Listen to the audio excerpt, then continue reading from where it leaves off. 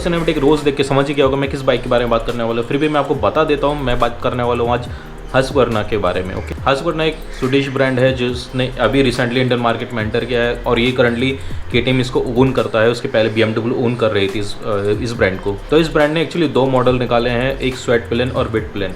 दोनों ही bike 250cc segment की हैं, ज़्यादा मेजर डिफरेंसेस नहीं है, जस्ट लुक एंड फील में डिजाइन है, टायर में चेंजेस हैं, प्राइस, इंजन वो सब आपको सेम मिलेगा, कोई डिफरेंस नहीं रहेगा। तो रिसेंटली मैंने टेस्ट राइड लिया है वेट प्लेन का, तो मैं आपको उसका मेरा एक्सपीरियंस शेयर करने वाला हूँ, मुझे वो बाइक कैसी लगी। ओके, तो चलिए हम स्टार्ट करते हैं इस वीडियो को।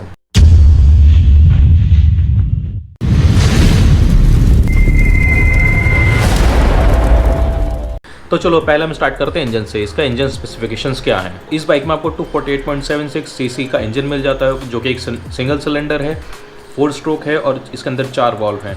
ये इंजन DOHC है जिसके बारे में मैंने एक बार पहले ही बात की है, डबल ओवरहेड कैमशाफ्ट। अभी इसमें क्या होता है, 2 कैमशाफ्ट होती हैं, एक इनलेट के लिए आउट होती है जो एक दूसरी आउटलेट के लिए, जो ओवरऑल इंजन के परफॉर्मेंस को बढ़ा देती है। तो 6 गियर बॉक्स इंजन है ये, प्लस इसके अंदर स्लिपर क्लच ये सब आपको मिल जाएगा। अभी बात कर लेते हैं इसकी पावर की। अभी ये जो इंजन है वो पावर जनरेट करता है 30 PS का, जो आता है इसका 9000 RPM पे, और इसका टॉर्क रहता है 24 न्यूटन मीटर एट 7500 RPM। तो अभी ये जो फिगर दी गई ये PS में दी गई है। अगर हम इसे BHP में कन्वर्ट करें तो फॉर्मूला कुछ इस तरह से है, PS into 0.9864 is equal to BHP।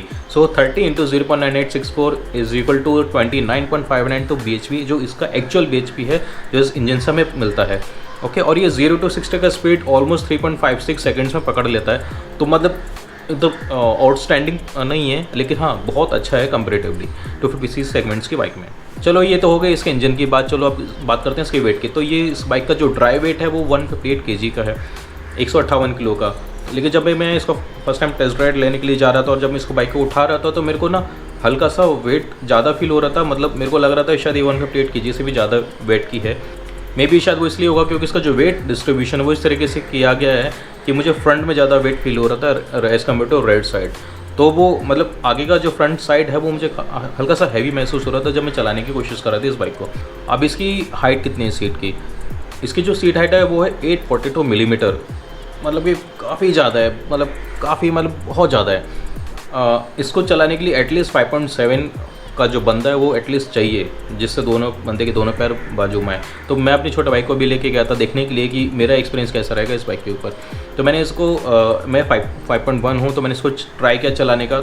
मतलब ऑब्वियस है मेरा एक पैर हवा में ही था पूरा टाइम, फिर भी मैंने चलाने की कोशिश की। तो एक बार आप बाइक पे बैठ के चलाते हो तो आपको कुछ फील नहीं होता, लेकिन जब आप इसको बाइक को रोकेंगे और अगर आपका हाइट उतना कुछ खास नहीं है तो इसको संभालने में तकलीफ होती है। प्लस अगर इसको पुश करोगे पीछे की तरफ या किधर हल्के से किधर पत्थर उत्तर चढ़ाने की कोशिश करो तो अब वो बहुत मुश्किल हो जाएगा अगर आपकी हाइट अच्छी नहीं है। तो ये जो बाइक आती है इसके अंदर आपको क्लिप ऑन हैंडल बार मिल जाता है जो काफ़ी इसके जो उसका जो राइडिंग पोस्चर इसको काफ़ी एग्रेसिव बना देता है। जबकि अगर आप स्वेट प्लेन को देखेंगे उसमें सिंगल रॉड जो हैंडल बार होते हैं वही यूज़ हो रहे हैं।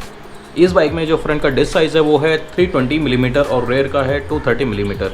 ओके, ये जो फिगर्स आपको वेरी मच सिमिलर लगेंगे KTM Duke 250 के, बिकॉज ये इंजन इस बाइक में उसी बाइक से लिया गया है। तो आपको जो इवन जो ओवरऑल परफॉर्मेंस है आपको ऑलमोस्ट सिमिलर ही लगने वाली इस बाइक में। इसका जो फ्रंट टायर है वो है 110/70 का और जो रेयर टायर है वो है 150/60 का, और इसका जो रेडियस है टायर का वो है 17 इंच का। ओके, तो ये जो 17 इंच है ये जो मतलब ऑलमोस्ट सिमिलर है, लेकिन इसका पीछे का टायर काफ़ी हल्का सा बड़ा है साइज़ में, तो ये रोड के ऊपर आपको अच्छा ग्रिप प्रोवाइड करेगा। प्लस इसके अंदर जो टायर यूज़ होता है वो MRF के हैं और जो मॉडल है टायर का वो है रेव। तो उसका जो ब्रेकिंग भी बहुत अच्छी है, अगर आप ब्रेक मारोगे इंस्टेंटली गाड़ी रुकती है, कोई इशू नहीं होता। प्लस इसमें ABS भी है। अब इसके सस्पेंशन कैसे, इस बाइक के अंदर जो सस्पेंशन यूज़ होते हैं वो USD फोक्स हैं फ्रंट में और रेयर में मोनोशॉक अप। रेयर का जो शॉकअप है थोड़ा सा स्टिफ है, थोड़ा सा मतलब आपको अगर आप गड्ढे पे जाओगे तो आपको गड्ढे ज़्यादा फील होंगे। KTM की जितनी भी बाइक्स आती हैं उनमें यूजुअली इसी तरह के सस्पेंशन यूज़ होते हैं, थोड़े से स्टिफ होते हैं। जो नॉर्मल अगर आप किसी बाइक को चला के आ रहे हो जिसके सस्पेंशन काफ़ी सॉफ्ट हैं तो आपको थोड़े से ही हार्ड लगेंगे एज़ कम्पेयर टू। इस बाइक में आपको जो USD फोर्स मिल जाएंगे फ्रंट में और रेयर में मिलेगी मोनोशॉकअप, और जो फ्रंट का USD फोर्स का साइज़ है वो 43 मिलीमीटर का है। और प्लस इसमें जो सस्पेंशन यूज़ हुआ है वो WP ब्रांड का है। WP stands for white power, और ये जो WP जो ब्रांड है ये एक्चुअली ये KTM की सब्सिडरी कंपनी है। ओके, तो और लेकिन ये जो ब्रांड है वो वेल नोन है all over the world suspensions बनाने के मामले में। तो जो इंस्ट्रूमेंट क्लस्टर है वो आपको गोल शेप का मिलेगा। ओके, तो इसके अंदर प्लस इसका एक कवर भी आता है। अगर आप मैं आपको वीडियो में दिखा रहा हूँ उसको एक कवर है जो आप रेनी सीज़न के टाइम भी यूज़ कर सकते हैं, जो पूरे इंजन जो इंस्ट्रूमेंट क्लस्टर इसको पूरा कवर करके रखेगा पूरा टाइम। तो इसमें आपको इंजन ऑन ऑफ का लाइट आएगा, high beam, low beam indicators, watch, trip, इस तरह का सब आ जाएगा। प्लस इसके अंदर मोड भी, अगर आप मोड का बटन को प्रेस करेंगे और रोड आएगा, रोड को आप कंटिन्यू प्रेस करके रखेंगे तो सुपर मोटो मोड एक ओपन होता है जिसमें आप जो ABS को ऑन ऑफ कर सकते हैं। अब इसकी हेडलाइट कैसी है, देखो इसकी जो हेडलाइट है वो गोल है, राउंड शेप है, जो आई थिंक ये अभी बहुत कम बाइक हैं इंडियन मार्केट में जिनका हेडलाइट राउंड शेप का है, राइट। इसका जो ओवरऑल जो बाइक का लुक है वो मैंने एकदम रेट्रो लुक है, एकदम कैफे रेसर बाइक्स कैसे होती हैं ये उस लुक की है। इस बाइक में जो हेडलाइट्स है, प्लस टेल लाइट है, प्लस इंडिकेटर, सब के सब LEDs दी गई हैं। और इस बाइक की जो हेडलाइट है रात में उसकी विजिबिलिटी काफ़ी अच्छी है। इसका जो फ्रंट वाला पार्ट है वो हाई बीम के लिए, नीचे वाला पार्ट है लो बीम के लिए है। और जो इसके अंदर जो रिंग दिया है वो BS6 नॉर्म्स के कंप्लायंस है, मतलब जैसा बाइक की हेडलाइट चालू रहनी चाहिए उस पर्सपेक्टिव से दिया गया है। इस बाइक में आपको स्प्लिट सीट नहीं मिलेगी, इसे मिलेगी सिंगल सीट। और जो ये सीट है वो थोड़ी सी नैरो है, राइडर के लिए भी थोड़ी सी नैरो है और जो पिलियन है उसके लिए भी नैरो है। प्लस इसमें जो पीछे जो गैब्रियल्स दिए हैं, अगर आप बंदा उसके ऊपर बैठेगा, अगर उसकी हाइट कम है या फिर वो ध्यान नहीं रखता तो ग्रैब रेल्स इस तरह के उसमें आपके हाथ टच हो जाएंगे, पैर लग जाएंगे, वो हो सकता है। और मैं इस बाइक पे पीछे भी मैंने बैठा है, मेरा भाई चला रहा था तब मैं इस बाइक पे पीछे बैठा था, तो ये सीट जो उतनी कंफर्टेबल फील नहीं हुई मुझे। Same goes with rider. Okay, तो ये लॉन्ग डिस्टेंस के लिए उस हिसाब से देखा जाए तो मेरे को लॉन्ग डिस्टेंस में उतनी ज़्यादा कंफर्टेबल सीट नहीं लगी। प्लस मैं तो सिटी में ही चला रहा था तो भी मेरे को इतना थोड़ा हल्का सा स्टिफनेस और सीट की ब्रॉडनेस कम होने की वजह से उतना कंफर्टेबल फील नहीं हुआ मेरे को सीट। अभी इस बाइक का सिटी और हाईवे एक्सपीरियंस कैसा रहेगा? सिटी में इस बाइक का एक्सपीरियंस बहुत है, एक्सेलरेशन बहुत अच्छा है, मतलब आप एक्सेलरेट करो गाड़ी भागे, क्योंकि ऑलमोस्ट 30 bhp का इंजन है तो इतनी पावर मिल ही जाएगी आपको आराम से। प्लस ब्रेकिंग बहुत अच्छी है because KTM is known for braking, right. तो इसका आपको सिटी एक्सपीरियंस बहुत अच्छा मिलने वाला है। अभी इसका हाईवे एक्सपीरियंस कैसा है? देखो ये बाइक ना काफ़ी लंबी डिस्टेंस चलाने के लिए नहीं है। ये बाइक मतलब आप जैसे 2-3 घंटे चलाए, रुके, फिर वापस आ गए और चलाई, उतना ही है, उससे ज़्यादा नहीं है। जैसे मान लो वीकेंड राइड्स हो गई उसके लिए बहुत अच्छा है। लेकिन हाईवे पे अगर लंबा टूर करने के बारे में सोच रहे हैं तो आप इस बाइक में उतने ज़्यादा कंफर्टेबल नहीं रहेंगे। उसका रीज़न ये है कि फर्स्ट थिंग इसका टैंक का साइज़ छोटा है। इसका टैंक का साइज़ है 9.5 लीटर। 9.5 लीटर मतलब काफ़ी कम हो जाता है अगर मैं किसी एक टूरिंग बाइक के बारे में बात करूं तो, बिकॉज इसमें से ऑलमोस्ट 1 से 2 लीटर तो सिर्फ रिजर्व में चला जाएगा। अगर मान के चलते हैं इसका रिजर्व 1.5 लीटर का है तो वो 8 लीटर पेट्रोल ही आप यूज़ कर सकते हैं। और इस बाइक का एवरेज मिलता है ऑलमोस्ट 28 से 31 के बीच में वेरी करेगा। हाँ, ऑब्वियसली आपके राइडिंग स्टाइल पे भी डिपेंड करता है, आपका राइडिंग स्टाइल कैसा है उस पर भी ये थोड़ा वेरी कर सकता है। अगर मान के चलते हैं हम लोग को 29 का सपोज एवरेज मिलता है और मेरे पास सपोज 8 लीटर का ही कैपेसिटी है इस बाइक को चलाने का, तो ये मेरे को ऑलमोस्ट 230 या 240 के आसपास का स्क्रीन पे दूंगा मैं कैलकुलेट करके, उतना ही रेंज मिलेगा मेरे को फर्स्ट एक बार में चलाने के लिए।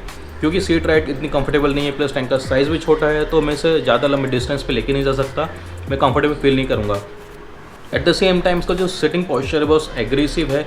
इसका क्लिप ऑन हैंडल बार्स है, प्लस आपको ऐसे लिटरली आगे बहुत झुकना पड़ता है और इस वो टाइम पे आपके जो पाम है उसमें पेन होना स्टार्ट हो जाएगा। प्लस इसका एल्बो प्लस शोल्डर यहाँ पे भी थोड़ा पेन स्टार्ट हो जाएगा। और दूसरा इंपॉर्टेंट चीज़ इसके अंदर विंडशील्ड नहीं है, तो अगर आप इसको ज़्यादा हाई स्पीड पे चलाओगे आपको तो विंड ब्लास्ट भी काफ़ी ज़्यादा महसूस होने वाला है। ऑब्वियसली जो लुक है इस गाड़ी का, विंडशील्ड इस पर सूट ही नहीं करता है any how, but again wind blast लगेगा तो भाई लगेगा, मतलब डिज़ाइन का क्या करने का है, राइट। अगर आपको विंड ब्लास्ट फील होने वाला है तो वो तो फील होने वाला ही है। तो ये सब अगर मैं सब देखूँ, मैं टैंक का साइज़ देखूँ, सीट कंफर्ट देखूँ, राइडिंग पोस्चर देखूँ, अगर मैं ये सब देखूँ तो मैं इसको लॉन्ग राइड के लिए प्रेफर नहीं कर सकता इस बाइक को। अभी इस बाइक का मुझे डिज़ाइन कैसा लगा? मुझे इस बाइक का डिज़ाइन बहुत पसंद आया। इसका tail light low, headlight low, indicators low, everything I like about in this bike, right. इस बाइक का जो लुक है वो ऑलमोस्ट कैफे राइडर के जैसा आता है और आपको बहुत अच्छा एक्सपीरियंस देगी, बहुत अच्छा रोड प्रेजेंस रहेगा इस बाइक का। इस बाइक में ज़्यादा कोई फाइबर पार्ट यूज़ नहीं हुआ है। जो भी इसका वेट है 158 kg वो ऑलमोस्ट सबका सब इंजन पे है, उसके चेसिस पे है और सबका मतलब कोई भी ऐसा अलग से फाइबर पार्ट इसके अंदर लगा नहीं है। प्लस नो डाउट KTM की बाइक है तो KTM ने इसको लॉन्च किया है तो ऑब्वियस है इसका बिल्ड क्वालिटी में आपको कोई शक नहीं होना चाहिए, बिल्ड क्वालिटी काफ़ी अच्छी है। प्लस आपको जब यूज़ करते हो तभी आपको समझ में आता है इसकी फील बहुत अच्छी है। एक होता है ना, जब आप गाड़ी के ऊपर बैठते हो तो आपको कॉन्फिडेंस आता है, तो अब गाड़ी पे बैठने के बाद आपको वही सेम कॉन्फिडेंस आने वाला है जो आपको बहुत सारे KTM की बाइक में भी नज़र आता होगा। अब इस बाइक के प्राइस की बात कर लेते हैं। इस बाइक का प्राइस है ऑलमोस्ट 1.84 लैक्स एक्स शोरूम, और मुंबई में जब ये ऑन रोड जाएगी तो ये करीबन हो जाएगी 2.18। आप किसी स्टेट में रहते हैं, दूसरी स्टेट में, तो आपका भी थोड़ा बहुत मतलब उसके आसपास ही वेरी करेगा, मतलब जैसे 2.25 या फिर 2.3 हो गया या फिर 2.15, इस तरह से वेरी कर सकता है। मतलब मेजर ज़्यादा डिफरेंसेस नहीं आएंगे इसके प्राइस में ओवरऑल। तो ये था रिव्यू मेरे एंड से इस बाइक के बारे में after taking a test ride of this bike. I hope आपको ये पसंद आया होगा। अगर आपको ये पसंद आया तो इस वीडियो को लाइक करो, शेयर करो, सब्सक्राइब करो। अगर मैं कोई पॉइंट मिस कर गया हूँ तो प्लीज़ उसको कमेंट बॉक्स में लिखो। अगर कोई क्वेरीज है तो भी कमेंट बॉक्स में लिखो, I will reply to those queries.